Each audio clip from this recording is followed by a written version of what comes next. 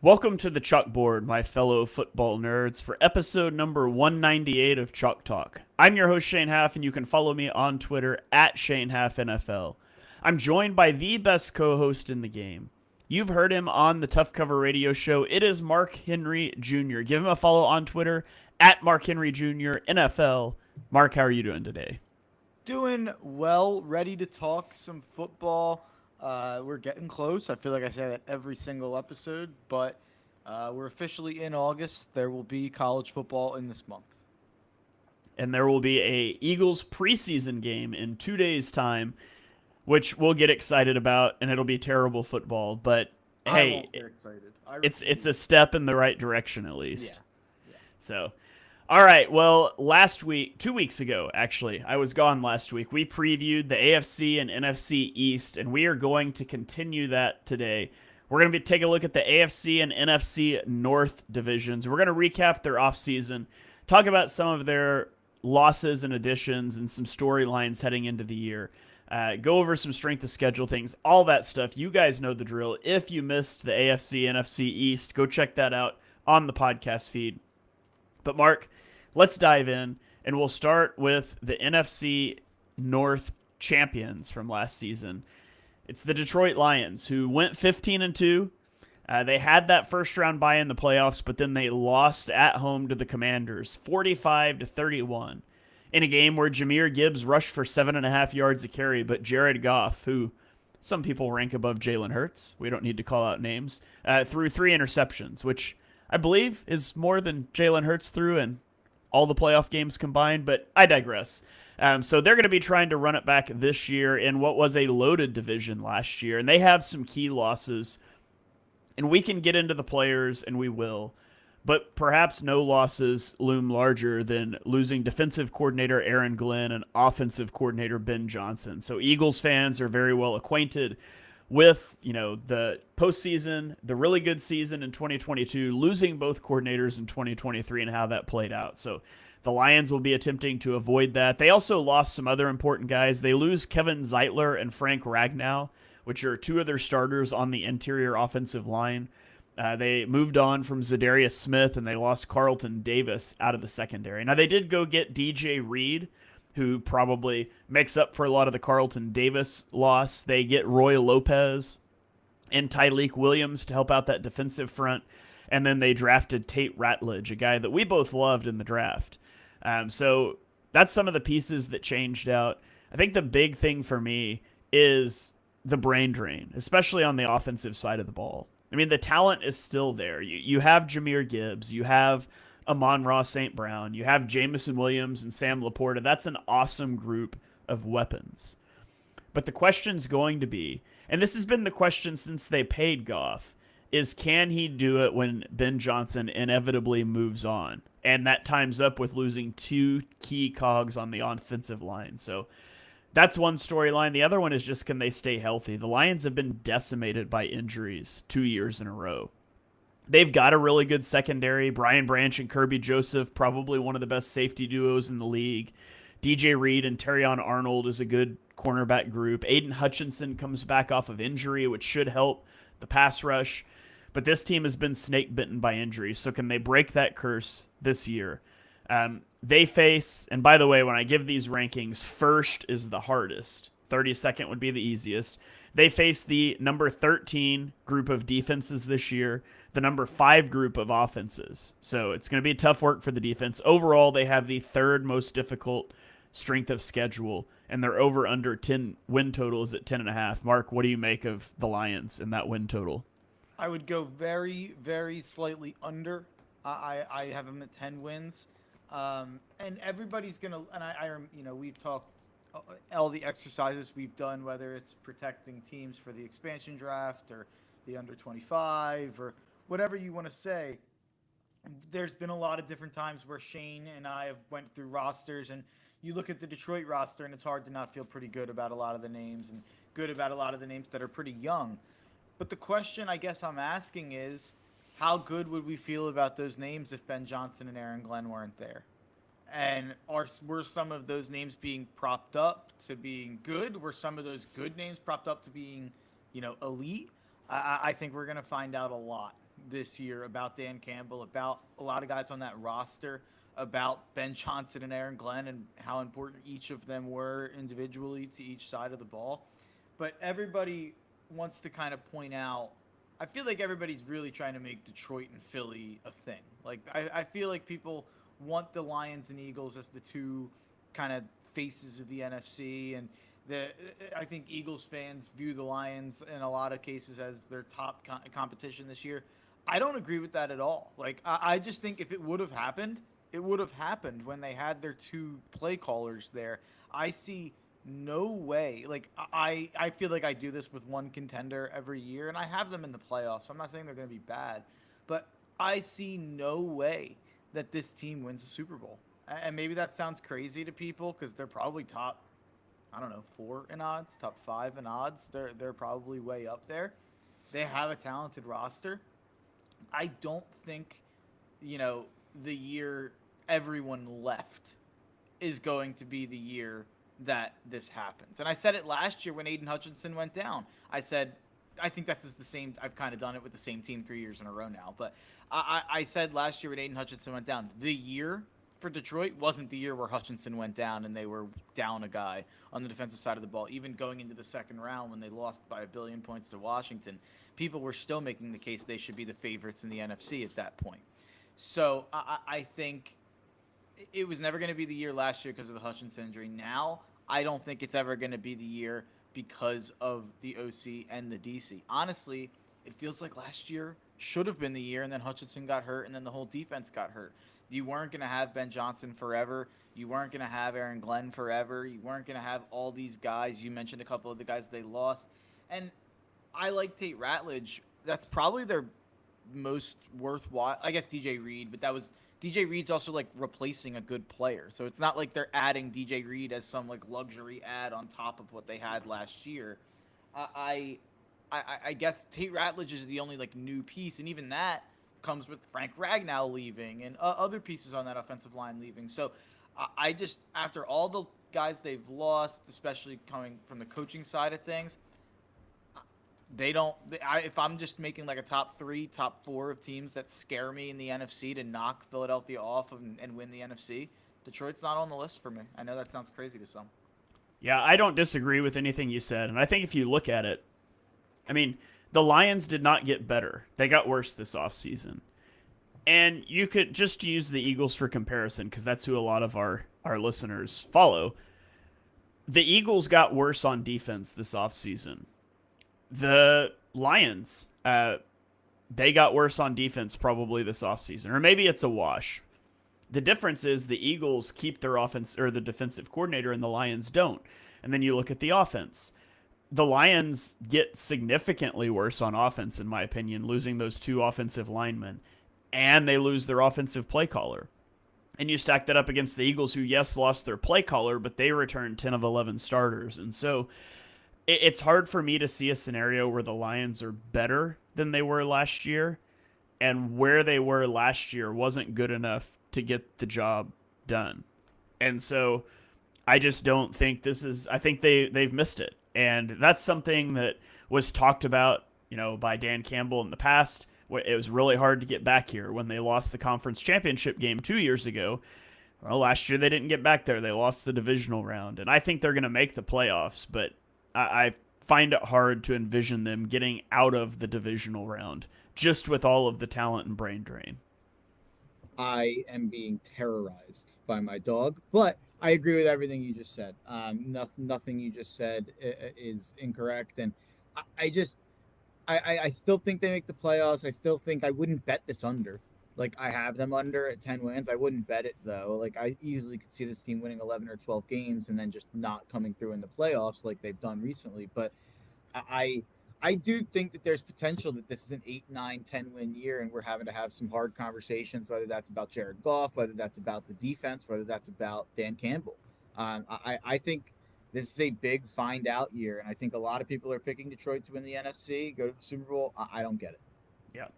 All right, well, let's keep rolling on. Let's go to the Minnesota Vikings, who were oh so close last year to winning that division. They lose in Week 18 to the Lions. They end up 14-3. and then they lost 27-9 to the Rams on Wild Card weekend. So another team, actually, it's the case for actually 3 teams from this division, made the playoffs and lost in the first round. But they lose Sam Darnold this offseason, who obviously they're going to replace with J.J. McCarthy, the guy they drafted last year who got injured. But they also lose Cam Bynum, Cam Robinson, Patrick Jones, and Stephon Gilmore. They add Will Fries, Jonathan Allen, Ryan Kelly, Isaiah Rodgers, Javon Hargrave, and Donovan Jackson in the draft. When you look at the Vikings last year, they were 9-1 in one-score games. And we talk about that all the time, and I don't think the whole, flip the result of every one-score game thing is valid, because it's not just luck that lets you win one-score games, but you're generally not going to win 90% of them. And so you would expect some natural regression in that area. I do think there's a clutch factor involved, but you don't expect it to remain that strong. And so is there some regression from there? Some games that were just on the fringe last year that they don't get this year. And then you look at Kevin O'Connell, who turned Sam Darnold from a washout to a guy who got a $100 million contract this offseason. Well, now he gets to work with the QB he wanted in J.J. McCarthy, who has a year of mental reps at least under his belt at the NFL level. He has a strong offensive line, really good tackle duo, bolsters the offensive line with Ryan Kelly. He has a top wide receiver duo in Justin Jefferson and Jordan Addison.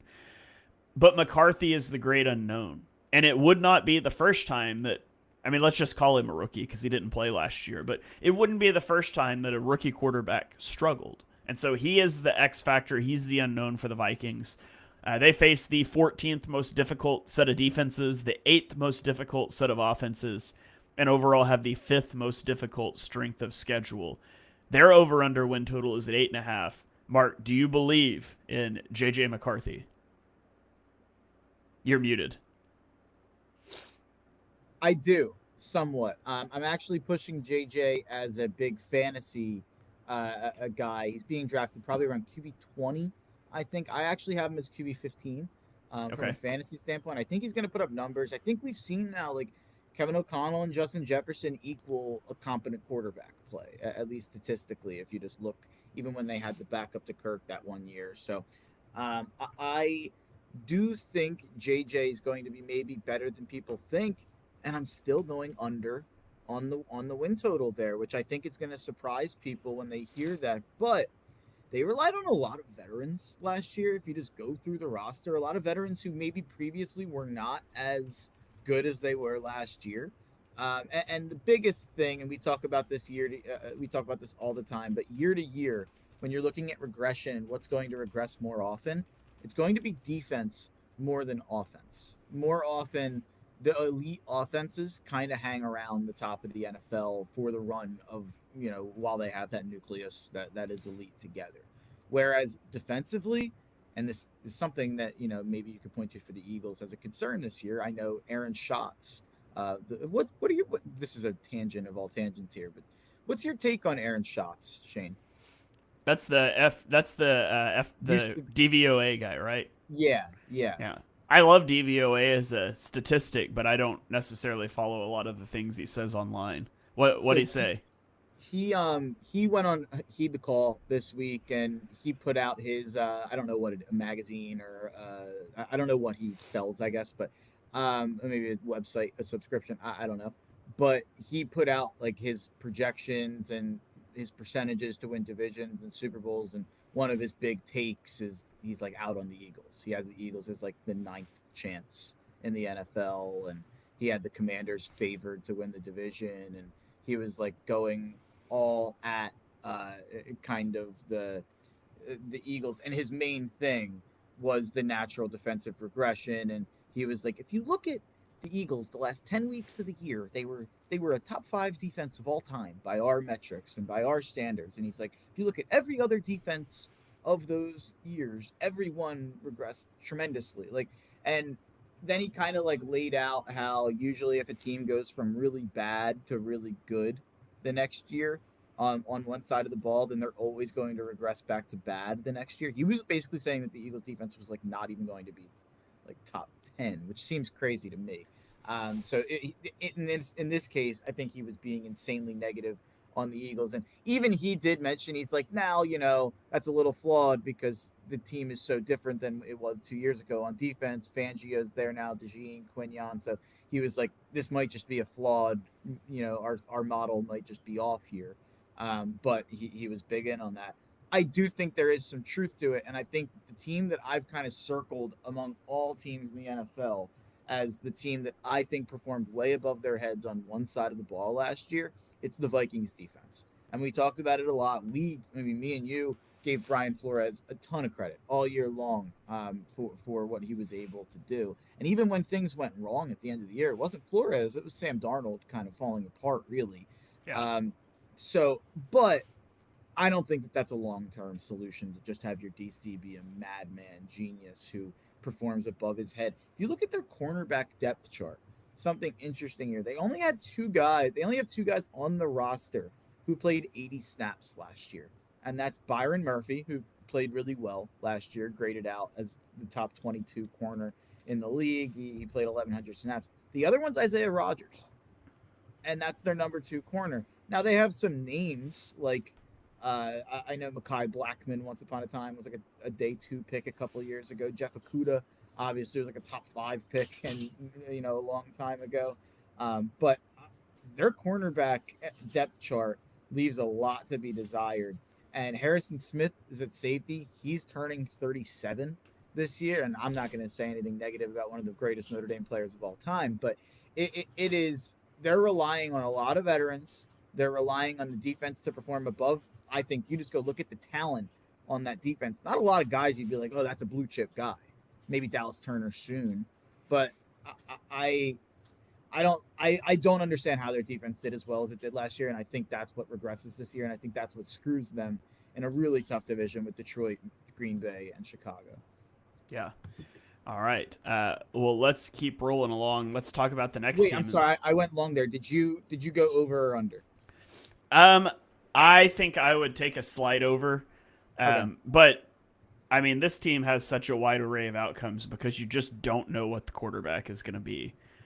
But I think they're probably like a 9-win team that's pushing for a wild card spot. Yeah, I have them at 8. All right. Let's keep rolling. And again, this is a crazy division a year ago, but the Green Bay Packers go 11-6 last year.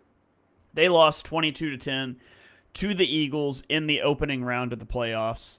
They added some guys this year. I'll save the losses for a moment because Mark walked off camera and I want to get his reaction when I go over the losses. But so they add Aaron Banks, Nate Hobbs, Mecole Hardman, Matthew Golden, and Anthony Belton. But they had a key loss this offseason, Mark, when they lost the tush-push battle. So that's a big loss, disgrace, a stain on the franchise. They also lose Eric Stokes, Eric Wilson, and Josh Myers. So a lot of questions and things about the Packers. The biggest thing for me is, like, the Packers have, like, 5 number 2 receivers, but no real number 1. And so the question is, can Matthew Golden step in and be that? The Packers need him to be. Drops were a major issue last season for this team. And wide receiver play, they need that alpha guy. And Matthew Golden had a great stretch down the end of the year at college football, but that was kind of a blip. And so is he going to be able to continue that? And then you look at the defense. Jeff Hafley got a lot out of the defense last year. It was a chronically underperforming defense, and we have all the jokes about all the first-round picks on the defense because they would never draft a receiver for Aaron Rodgers. Can that defense take another step forward this year, or are you going to be primed for some of that natural regression? And then the biggest question for me, and this is the thing that we're going to have to try to figure out this year, maybe next year, is what if Jordan Huff is just a mid-tier quarterback who will have a few wow moments from time to time, because he has those wow moments. But like at this point in his career, they've been sparse, and he's had some stretches of bad play. And there was an injury in the opener last year, and so it's really hard to pin him down. But like, what if he is just like the 14th best quarterback in the NFL who will make some really wow throws from time to time? Is that going to be enough for this team? And I don't think we have an answer to that. I don't think they have an answer to that because of how the whole contract thing played out a year or two ago. It wasn't a tremendously long-term deal or high deal. So A lot of questions for the Packers this year. They face a middle-of-the-road-ish schedule, the number 14 set of defenses, number 11 set of offenses, and overall the 10th hardest strength of schedule. Their over-under win total is at 9.5. Mark, what do you think about that? This is my favorite win total on the board. I think the Packers are the second best team in the NFC. I think they're the second best team potentially in the NFL. I love that everybody's thrown off the scent here, and my confidence is in part because I think I'm just a lot higher on Love than most people, and definitely Shane is, because I think in 2023 I think he was like a top 6 quarterback. Just overall, he went 64% completion, 4,200 yards, 32 touchdowns, 11 picks. They went to the playoffs in a year that they weren't really supposed to. Like, I think he was like a top 6 quarterback that season. And then last year, he definitely dropped off. He played 2 less games, so he probably would have actually come around. I think he would have only been about 200 yards under probably where he finished in 2023. And part of that is because he missed a game where he went out early in the game, but he had 25 touchdowns instead of 32, still had the same 11 interceptions. But the thing that I can't let go with Jordan Love, and it goes to his November and Decembers. Over the last 2 years, in November and December, he's completed 66% of his passes for 4,500 yards, 31 touchdowns, and 6 interceptions in those 2 years. He struggled early in seasons. I think the first year in 2023, that was his first year as a starter. I think I can point to that and say, well, early in the season, he was still kind of getting in the swing of things, still learning how to be an everyday starter in the NFL. And then in the second year, I think we can pretty much point to the injury, because I thought he played great in that Eagles game in week 1, and then he got hurt at the end of the game. I think he had one dodo play. He makes a couple dodo plays a year, and I think that also makes people lower on him because they see him make like 3 to 5 really dumb plays a year, and I think it sticks with him more than others. I just think I'm willing to grasp on to those kind of 2-month stretches to close both seasons, and even I'll grasp on to 2023 as a whole, even with the slowish start. I think he was a top 6 quarterback that year overall.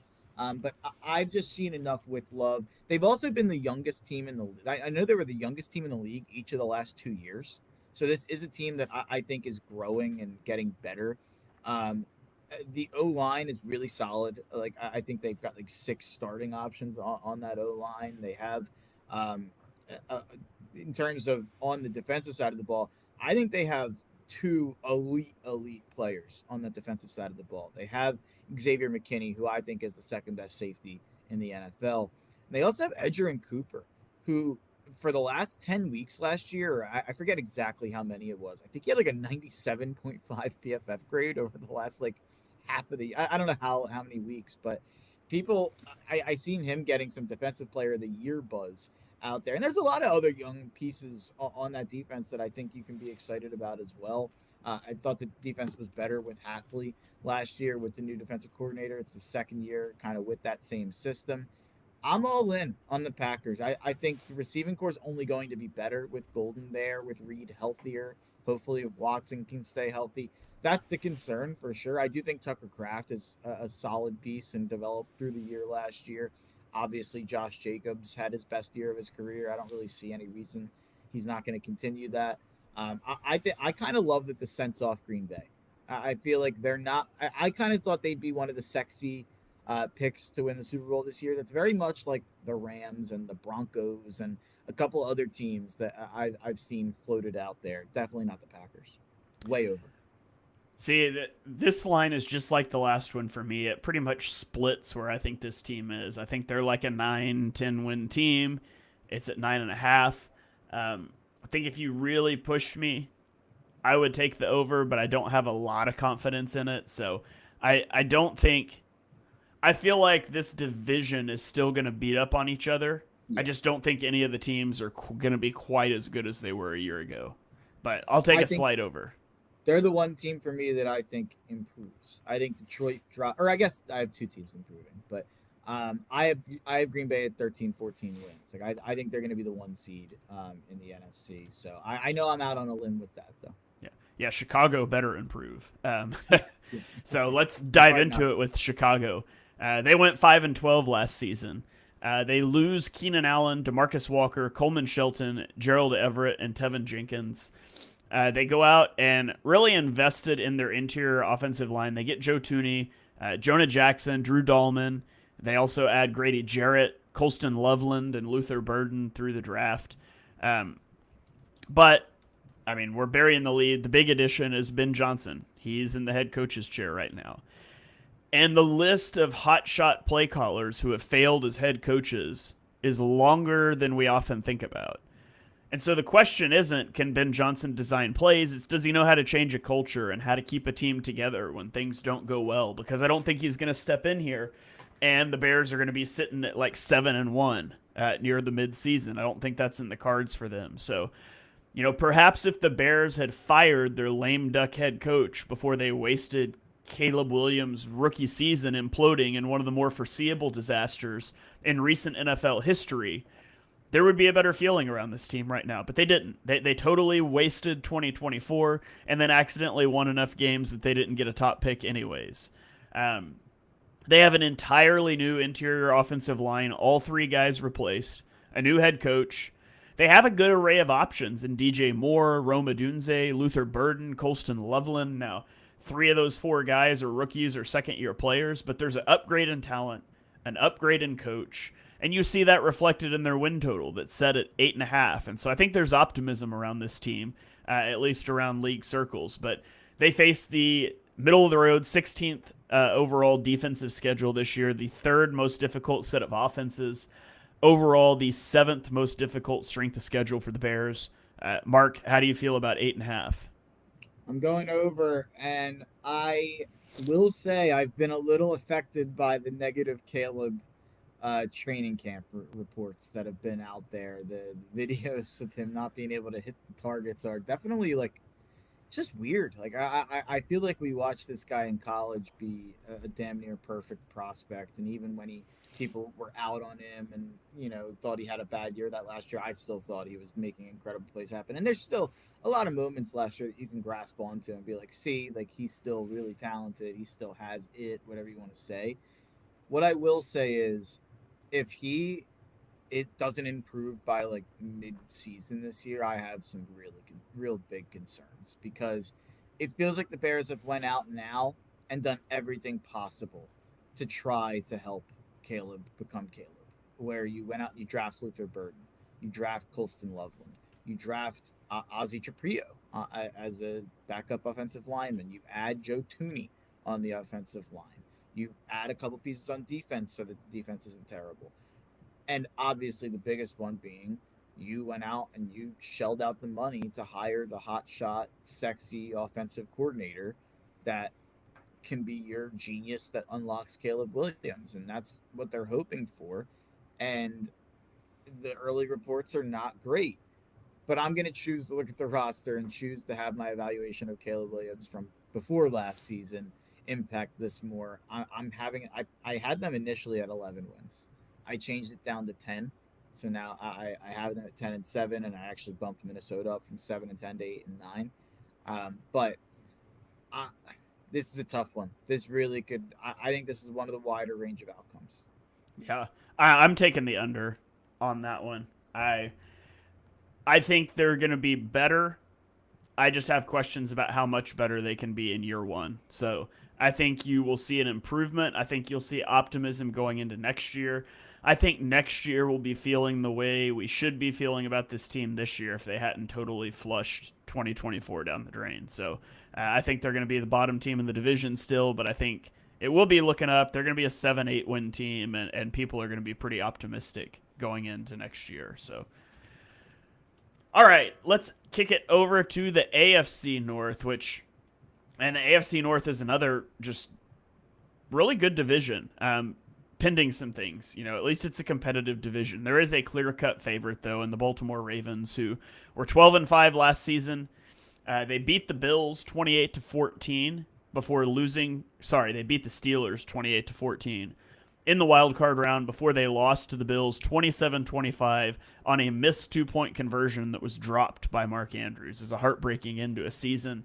They lose Patrick McCarry, Brandon Stevens, Malik Harrison, and Josh Jones. They added DeAndre Hopkins, Malachi Starks, and Mike Green. A really good draft they had. Key questions for them. One thing I'm looking at is last year the Ravens were second in the NFL in sacks, but they were 21st in pressure rate. And you typically expect those to be correlated. And so they weren't pressuring at a high rate, but they converted a really high rate of those to sacks. I think you can expect a bit of a regression there, but you bring in Mike Green. And so, maybe Mike Green is able to help bolster that pass rush. So we'll see. The other thing I'm really looking at for the Ravens is who will emerge as their primary tight end. They have Mark Andrews. They have Isaiah Likely. They are both in contract years, and I don't see how you... Likely just got banged up. No, that's really unfortunate. Yeah. I was going to mention John Harbaugh said that he thinks Likely is capable of being an All-Pro this year as well. What was the injury? Do you know? I think he got carted off, but then I think it was like would probably be back for week 1, but not practicing. I'm trying to get what this was. This is bad radio. I apologize. Foot fracture. They're hoping for a week 1 return, but don't be shocked if he misses the start of the year. Yeah, that really stinks. And that kind of significantly alters the outlook for him, I think, for potential All-Pro bid. He's gonna enter the season as tight end 2, and I think he should be tight end 1, which was going to be my argument. So that's really unfortunate for the Ravens for sure. I think they should have tried to see if there was any takers for Mark Andrews for like a 3rd or a 4th round pick. I don't think he wouldn't get a 3rd round pick, so maybe a 4th or a 5th round pick. And I think they probably got the same response the Eagles got when they were trying to trade Dallas Goedert, and nobody wanted to trade anything for Dallas Goedert. So I would normally say they should have traded Andrews, but probably just wasn't out there. I do think Likely's better than Andrews right now. You've heard me for a long time say that I think Mark Andrews is Lamar Jackson creation. I think he's a fine tight end. Yeah. You know what I think he is? I think he's like Jake Ferguson. Like, I think if Jake Ferguson played his whole career in Baltimore, I think he'd probably be Mark Andrews instead of what he is right now. But I think Isaiah Likely actually might transcend that a little bit. Yeah, we also got a comment here coming in on YouTube that they also lost Justin Tucker. Maybe, bad last year. Yeah, he was real bad last year. 73% field goal percentage, which was by far the worst of his career. But, I mean, anytime you've got a new kicker, you don't know how that's going to play out. So that's true as well. Another guy they lost that I didn't mention. But as for strength of schedule, they faced the 17th most difficult set of defenses, the 14th offensive schedule, and overall the 12th most difficult strength of schedule. Their over-under win total is at 11.5, Mark. Where are you at on that? I'm over. I don't like betting any win total over 10.5. Like, I think 11.5, just, it's so easy for a couple things to go wrong and for a team to go 11-6 and to still like win their division and have a good season. Like, they could be 11-5 going into the last week, and then you rest your team because you have the division and you're not playing for a bye. Like, I would never bet a total this high, but I do have Baltimore at 13 wins. So I kind of feel like more than any other team in football, I'm kind of like, this is going to be the same team they were last year. Like, I kind of feel like the Ravens of 2025 are the Ravens of 2024. Hopefully the ending's just different. Yeah, I'm with you. I would pick them to go over 11.5, but I don't like betting overs over 10.5 and unders under 3.5 because the margins are just so small there. You win one stupid game where the opposing team's quarterback got knocked out in the first quarter and it ruins your under 3.5. Or I'd even say on anything under 6.5, and anything under 6.5. Like, a team could go 7-10 pretty easily. Like, we've seen some the Russell Wilson Denver Broncos went 7-10 the first year of Sean Payton. And that was a horrible season that we made fun of them the whole time. Russ got benched at the end of the year, and they went 7-10. Like, yeah. All right, so we're both in on the Ravens. Let's go to the Steelers, who went 10-7 because of course they did. They lost 28-14 in the first round of the playoffs because of course they did. They have now lost in the wild card round for the last 5 years, and the only year they didn't is because they missed the playoffs. So if you're wondering where the Steelers are at, we talk about like the Kirk Cousins line of NFL quarterbacks. It's the Pittsburgh Steelers line of like, are you a serious football team? It feels like, but they lose Dan Moore, they lose Russell Wilson, Preston Smith, James Daniels, Najee Harris, and George Pickens. They add DK Metcalf, Malik Harrison, Aaron Rodgers, Derek Harmon, and Caleb Johnson. And so questions for them. Aaron Rodgers is a year older and is coming off of a season where he ranked 27th in EPA per play and 30th in pressure to sack rate. He's not evading sacks anymore. He hasn't looked like the creator that he used to. Is that going to bounce back? Has he learned and he's out of the limelight in New York and things are going to be better for him? I don't think so, but maybe we'll see. And then how is the Pat Freiermuth, Jonnu Smith timeshare going to work? Or are they just going to major in 12 personnel, which is what they should maybe do since they drafted Caleb Johnson. Let's run north-south out of 12 personnel. We don't have much depth behind DK Metcalf. I think you could see them running a lot of 12 personnel. There was a fantasy report out there. It might have been from the beat writers, but fantasy people were circulating it that they expect their top 3 target getters to be DK and the 2 tight ends. Yeah, that makes total sense. That's crazy. It is unheard of to have 2 tight ends in your top 3 targets. Their wide receiver too is what, Calvin Austin? I mean, it's bad behind DK Metcalf. So I would imagine that's what they're going to do. They have a difficult schedule. They face the 6th overall defensive schedule, the 4th overall schedule of offenses, 9th overall strength of schedule. Their over-under win total is at 8.5. Man, I think this is the year that I'm picking the under. This is the year that Mike Tomlin loses the winning season record. I think they go 8-9. I'm going 9-8, so I'm very slightly over. It's another good one. It splits right in the middle of what I think they could be. The only one that we've said on this, and so what we've done 6 teams now. The only one that I have interest in betting is Green Bay over. The other 5 I wouldn't touch. I wouldn't touch any of the other 5. I'm trying to think which is my second favorite. Maybe Chicago over, but I don't even really like that much. So, I lied though. I said Baltimore is like the team in the NFL the most. That I'm like, this is going to be the same as last year. Kind of feel Pittsburgh is going to be the same as every year, except I do think Rodgers probably, if you look at his stats and metrics at the end of the year, they'll probably be similar to whatever the Steelers quarterback finished last year with Russ and Fields combined. If you look at the stats, and I'm sure they were bottom 5. I'm sure they were somewhere between 20th and 30th in EPA per play if you combined those quarterbacks up. And Arthur Smith's going to want to run the ball. It does seem like Arthur Smith and Aaron Rodgers are directly in opposition of what they want to do with an offense. So that'll be interesting, and I guarantee we have some barbs in the media and Aaron Rodgers taking shots at Arthur Smith. I feel like Aaron Rodgers has been directly at odds with what every offensive coordinator, GM, and head coach has wanted to do for the last 8 years. Hey, he wanted Mike McCarthy. Yeah, that's all. He had all he ever wanted for his first decade. Yeah. All right. Let's keep rolling to the Cincinnati Bengals, who went 9-8 last season. They lose Sam Hubbard, Mike Hilton, Alex Kappa, and Sheldon Rankins. Their additions, this is a paltry list. Oren Burks, is he the most important person they added outside of the draft? I wish we kept Oren Burks. Yeah, agreed. But although the linebackers have been looking pretty good so far. But I think they add Oren Burks, and then they draft Shamar Stewart and Demetrius Knight. The Bengals, man, the Bengals were 4-7 in 1-score games last year, so you would expect some progression in that area.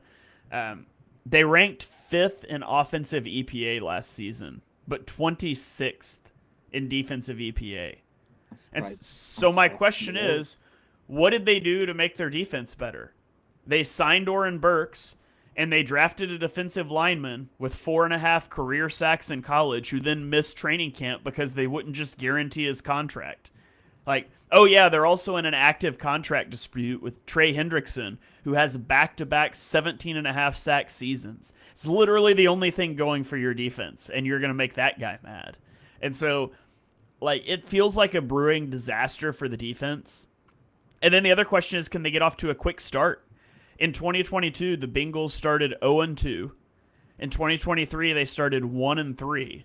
And in 2024, they started 0-3. Like, it has been a thing that they are starting slow. And I think I heard a report they're going to play starters in the first preseason game against the Eagles. Yeah. Maybe they're trying to rectify that and figure out how to start sooner. And so you give them credit for trying something. But, man, imagine Joe Burrow or somebody important goes down with an injury in that game. Zach Taylor's just going to get slaughtered in the press. But, I mean, I give him credit for trying something at least. But overall, they face the 5th most difficult schedule of defenses, the 10th most difficult schedule of offenses, and a middle-of-the-pack 16th overall strength of schedule. Their over-under win total is at 9.5, Mark.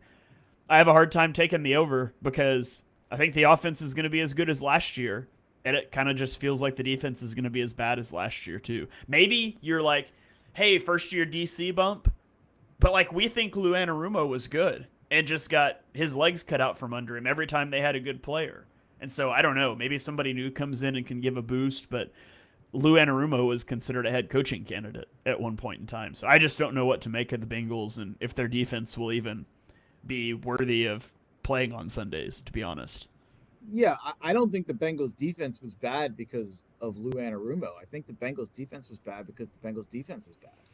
And sure, could there be a new DC bump and just natural regression? Geno Stone has a better year. He literally took a pay cut so he wouldn't get cut a year after taking a pretty big salary from Cincinnati. Yeah, sure, they could be the 18th, 19th, 20th best defense. I don't really think they can be above league average. Like, maybe they can regress to league average. I don't think they can be a top 15 defense. They just don't have the personnel to handle it. And I would take the under here, and it's probably my second favorite win total we've done so far. I have them at 8 and 9. I don't really see 10 wins for this team. People are just expecting them to bounce right back and not only bounce right back and win 10 games or make the playoffs or maybe compete for the division. People are putting them right back in with Kansas City, Buffalo, Baltimore. People are ready for Cincinnati and ready for Burrow to just be right back in that contender mix. I don't think the roster's ready. And I think you laid out, they did nothing to improve this roster this offseason. And people are going to think this is crazy. I've talked about this on this show before, I think. But they had a guy holding out in T. Higgins, and they decided because Joe Burrow wanted to keep T. Higgins that, you know what, we can't do anything to our defense because we have to pay T. Higgins. That's basically what happened. Like, they, in my opinion, if Joe Burrow is this elite top 4 guy, automatic contender if he's on your team, which I don't think he is. Like, I think he's elite, but I think he's a tier down from Lamar and Allen. Like, I think Lamar and Allen are automatically 10 wins. Even last year, I think if you put Lamar or Allen on Cincinnati, I understand Burrow had an amazing statistical season. I think those teams probably win 10 games with Lamar or Allen. I think they're just on a slightly higher level than Burrow is. And I think Burrow's going to have another great year statistically. I think the offense, I'm huge in on Chase Brown. There's a lot of reasons to be on Cincinnati, but what they should have done is they should have used that as they should have said, all right, we'll trade T. Higgins on a transitional tag, get a first-round pick or a second-round pick, whatever they were going to get for T. Higgins this year or last year, and then they should have turned around and used that capital on defense. Now, I don't trust them to do that because they won't even pay their own players or pay their own first-round pick without a fight. So I don't trust them to do any of that. They're the worst organization in the sport, but I just think the vibes are horrible.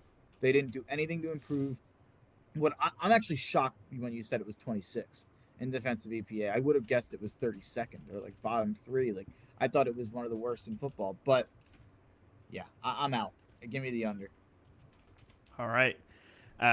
Let's roll on to the last team in this division, the Cleveland Browns, who went 3-14 last year. They lost James Hudson and Jedrick Wills. Their key additions: Joe Tryon-Shoyinka. This is where it gets fun. Joe Flacco, Kenny Pickett, Dylan Gabriel, Shadur Sanders, Tyler Huntley, Mason Graham, Quinshawn Judkins, Dylan Sampson. What they really needed to do was trade for Kenny Pickett, sign Joe Flacco, draft Dylan Gabriel, draft Shadur Sanders, and also draft 2 running backs. That's exactly what the doctor ordered for this franchise. Oh, yeah. They also signed Pro Bowler Tyler Huntley, which, LOL about Pro Bowler. Don't ever use the Pro Bowl to justify like how good a player is, because that's such a joke. Tyler Huntley threw 2 touchdowns and 3 interceptions in his Pro Bowl year, but I'll step off of that soapbox. On top of that, they face one of the hardest schedules in the NFL. And on top of that, they also rank bottom 5 in rest advantage. And that's all for a team that added 5 quarterbacks this offseason and still don't have a single thing that's remotely exciting in that room. So to me, honestly, my only question for the Browns is, are they going to have the number 1 overall pick? And what are they going to do with it? They face the 20th most difficult set of defenses, but the hardest set of offenses and the second hardest overall strength of schedule. Their over-under win total is at 4.5, and despite what I said about over-under win totals, I would slam the under on this one. I'm not going to bet it. I do think they're going to be the number 2 pick of the draft behind New Orleans. I think they're. I've heard a lot of people say Cleveland's the worst roster. I don't think they are. I think New Orleans is worse. Is that maybe it's just because they have so many quarterbacks. I'm like, they're all better than whoever's going to play in New Orleans. Yeah, I was going to say, one way you could say it is that the Cleveland Browns currently have 5 quarterbacks on their roster that are better than the best guy New Orleans has. And I think Stefanski has never, I guess I'd have to, what was their record last year? 3-14. I guess they bottomed out last year. They didn't feel like how some 1, 2, 3 win teams feel last year. Like, they felt competitive at times. I remember they almost beat Baltimore. They actually may have beaten Baltimore. That might have been one of their 3 wins.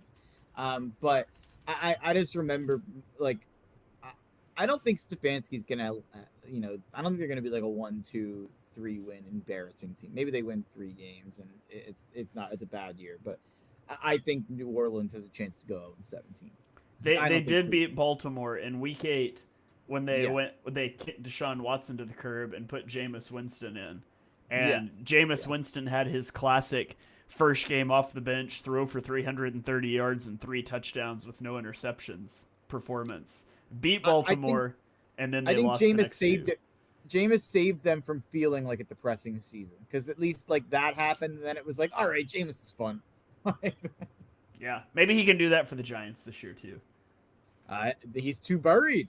The NFL should step in and be like, hey, in Week 8, the NFL needs a little spice up and needs a little shake up. We need Jameis to be a backup somewhere so he can come in for a couple weeks and give some crazy quotes. Like, putting Jameis as your 3rd string quarterback is offensive. It's wrong.